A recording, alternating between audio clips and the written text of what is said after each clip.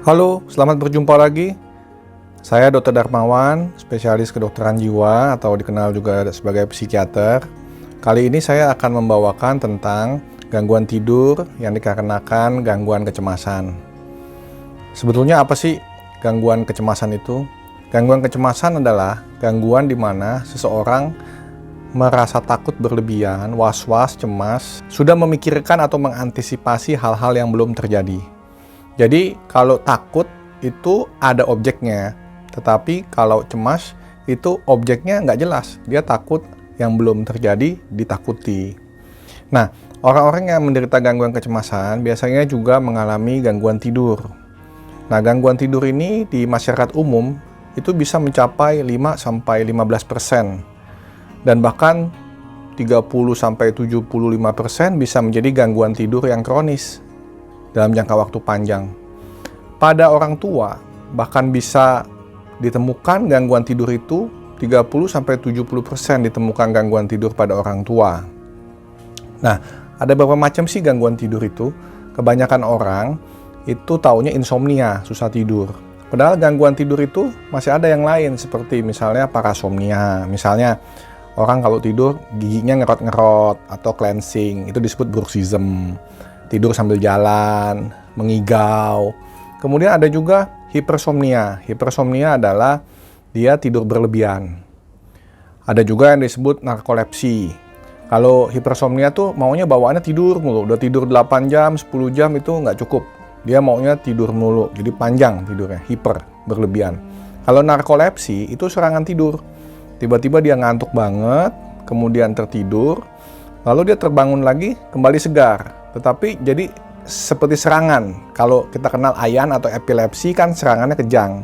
Kalau ini serangannya tidur. Itu yang disebut dengan narkolepsi. Jadi dengan banyaknya gangguan tidur seperti itu menyebabkan pengaruh ke kesehatan tubuh kita. Karena kita tahu tubuh kita tuh butuh tidur untuk istirahat total. Bukan hanya santai-santai. Kalau istirahat fisik mungkin bisa dengan beristirahat santai, masas misalnya. Tetapi kalau istirahat otak itu butuh tidur, dan juga tidur bersifat restorasi, yaitu membangun sel-sel yang rusak, memperbaiki sel-sel yang rusak. Ada growth hormone dihasilkan kalau kita tidur yang cukup. Pada anak kecil, pada masa pertumbuhan sangat dibutuhkan growth hormone itu untuk meningkat, untuk bisa berkembang. Pada orang tua, growth hormone dibutuhkan untuk anti-aging, mencegah penuaan dini. Nah, apabila kita kurang tidur, kita bisa mengalami obesitas, kegemukan, kita bisa mengalami stroke, ada yang namanya obstructive sleep apnea. Jadi dia kalau tidur tersumbat jalan nafasnya lalu ngorok.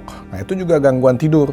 Nah, itu bisa menjadi faktor pencetus ya, atau faktor predisposisi juga bisa untuk stroke dan serangan jantung. Nah, orang yang kurang tidur itu juga akan mengalami ketidakstabilan hormonal dan tekanan darah serta diabetes, memperberat diabetesnya. Jadi terjadi gangguan metabolik juga. Kemudian, apalagi kerugian dari kurang tidur? Nah, kurang tidur ini juga bisa mengakibatkan penurunan konsentrasi, mood yang irritable, mudah marah, nggak sabaran, sehingga mengganggu produktivitas kerja ketika di siang hari. Apalagi kalau di siang hari masih suka ngantuk-ngantuk. Hal yang lain lagi, kecelakaan misalnya, itu juga kerugian yang sangat besar yang ditimbulkan karena kurang tidur. Nah, oleh sebab itu, kita harus sangat-sangat concern dengan kualitas tidur kita. Memang kalau tidur itu sesuai umur, kalau misalkan dia masih bayi, itu tidur bisa 18 jam. Kemudian SMP itu sekitar 10-12 jam. Kalau masih remaja ya. Kalau orang dewasa ya sekitar 7-8 jam. Kalau orang lansia ya mungkin sekitar 6-7 jam. Itu sudah cukup asalkan kualitas tidurnya bagus. Karena tidur itu ada arsitektur tidurnya. Jadi ada tidur dalam, ada tidur dangkal, ada tidur mimpi. Mimpi itu biasanya di fase rapid eye movement. Jadi ada fase non-rapid eye movement dan ada fase rapid eye movement. Nah, itu mengikuti irama biologis tubuh. Seperti misalnya kan kita tidur itu kan, kita kan makhluk siang. Jadi kita malam mesti tidur. Jadi jangan kita tidurnya pagi, dini hari, jam 2, jam 3 malam. Bangunnya siang. Nah, itu akan mengganggu arsitektur tidur yang tadi ada non-rapid eye movement dan rapid eye movement. Karena ada biological clock di dalam tubuh kita yang diatur di nukleus suprachiasmaticus di otak, lalu ke hipotalamus, dan dia akan mengatur irama tidur bangun kita. Nah, banyak orang menyepelekan gangguan tidur, kemudian dia minum obat tidur. Nah, obat tidur ini kalau diminum terus-menerus, kalau golongan benzodiazepin, itu bisa menyebabkan penurunan fungsi kognitif kalau diminum jangka panjang. Jadi dia lebih cepat terjadi penurunan, mungkin belum pikun. Kecuali dia punya bakat untuk pikun, nah baru dia bisa jadi pikun. Tetapi kalau misalkan dia nggak punya bakat jadi pikun, ya paling tidak terjadi penurunan fungsi, mulai lupa atau lemot atau lamban. Oleh sebab itu hati-hati sekali, kita mesti tahu penyebab gangguan tidur ini apa. Karena bisa aja gangguan tidur karena kecemasan, gangguan tidur karena penyakit fisik lain, gangguan tidur karena dia mengkonsumsi obat-obatan yang menyebabkan efek sampingnya jadi nggak bisa tidur. Seperti yang paling sering ada satu macam obat flu yang mempunyai efek, dia bikin nggak bisa tidur. Satu juga ada obat darah tinggi yang mempunyai efek bikin nggak bisa tidur, jadi nggak boleh diminumnya malam hari atau sore hari. Nah, yang paling banyak lagi sekarang orang itu minum kopi sama teh, karena menjadi gaya hidup.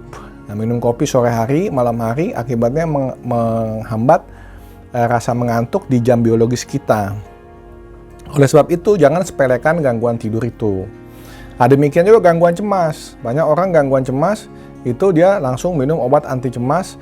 Nah, tadi seperti saya katakan, obat anti cemas atau obat tidur golongan benzodiazepin selain bisa menurunkan fungsi kognitif kalau jangka panjang, ada beberapa yang bisa menyebabkan ketergantungan. Memang tidak semua ketergantungan, tetapi ada beberapa yang ketergantungan, dan ini bahaya, susah kita untuk melepaskannya.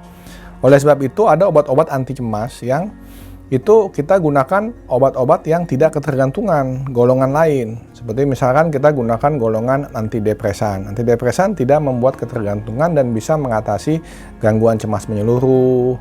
Dan kalau itu teratasi gangguan cemasnya, maka gangguan tidurnya pun akan teratasi. Di zaman saat COVID ini banyak sekali gangguan cemas karena COVID, karena takut tertular, dan banyak yang takut untuk datang berobat.